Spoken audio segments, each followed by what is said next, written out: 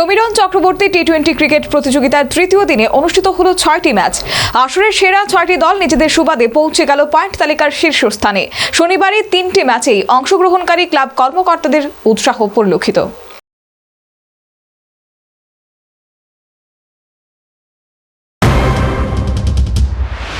ঘরোয়া ক্রিকেট মরশুমের ষষ্ঠ লড়াই জমে উঠেছে। রাজ্য ক্রিকেট সংস্থার উদ্যোগে চলছে ঐতিহ্যবাহী সমীরণ চক্রবর্তী টি-20 ক্রিকেট প্রতিযোগিতা। 14 দলীয় আসরের তৃতীয় দিনে 3টি মাঠে অনুষ্ঠিত হলো 6টি ম্যাচ। প্রত্যেকটি মাঠেই বড় ব্যবধানে জয় তুলে নিল আসরের সেরা দলগুলো। রাজধানীর এমবিবি মাঠে দিনের প্রথম ম্যাচে সংহতি 69 রানের ব্যবধানে হারিয়ে দেয় পিসিসিকে।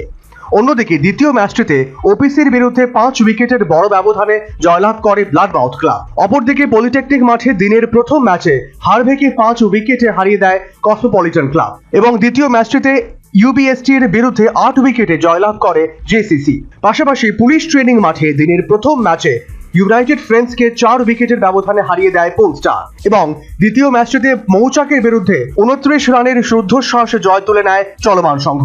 এই জয়ের সুবাদে 3টি মাঠের বিজয়ী 6টি দল ম্যাচ থেকে 4 পয়েন্ট করে সংগ্রহ করে। প্রতিটি মাঠেই প্রত্যেকটি ম্যাচে প্রত্যেকটি ক্লাব কর্মকর্তাদের এবং উৎসাহী ক্রিকেট প্রেমীদের ব্যাপক উৎসাহ পরিলক্ষিত হয়। Bureau report, news vanguard.